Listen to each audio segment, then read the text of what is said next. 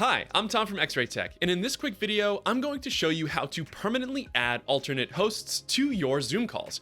Once you've got this set up, Zoom will allow these alternate hosts to start the meeting if you are not able to join. This is an extremely useful setting for any busy team that's juggling dozens of meetings and shifting availability every week, but Zoom makes it way too hard to find. So I'm going to show you exactly where to go. Let's get right into it. Head on over to zoom.com and let's open up our account. Once that loads for you, scroll down on the left-hand menu here and click on Settings. Inside of Settings, we're going to go to the Meetings tab. Now hold on, because we're going to start scrolling. And we're going to scroll, and we're going to scroll, and we're going to scroll. And we're going to keep scrolling until we scroll all the way down to the very end of the page. This section here, called Schedule Privilege. This allows users to access your account and schedule meetings on your behalf, but more importantly, it allows them to start meetings without you. So if for whatever reason, a meeting that I own, I'm not able to attend or I'm not able to start, any one of these people can open up the meeting and start the meeting without me.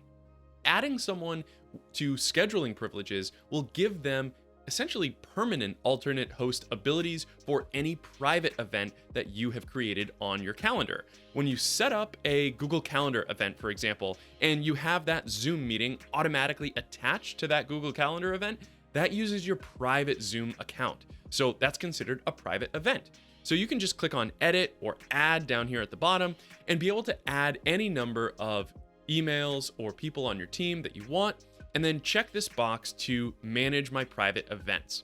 This is what you're looking for. This essentially gives them permanent alternate host abilities to be able to start meetings without you. And then you're going to click on Save.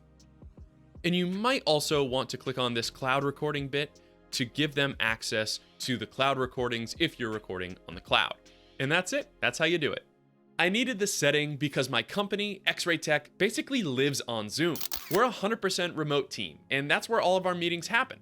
On top of that, we run a service called LowCodeEngineers.com. LowCodeEngineers, or LCE, provides rapid support for low-code builders using automation apps like Zapier, Make, Notion, Airtable, and dozens of others. We match people who need help with low-code experts all over the world. And where do those calls take place? You guessed it, Zoom. So getting this setting right has been a huge help for our team, and I figured it could help out a lot of you as well. And if you're hitting any other snags in your software, just give LowCodeEngineers a try. You can book your first call today at LowCodeEngineers.com and get help from a hand-picked engineer within 48 hours.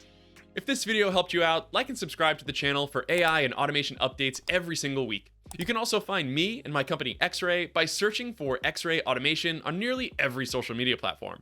For now, I've got to go, so until next time, find your focus and stay in flow.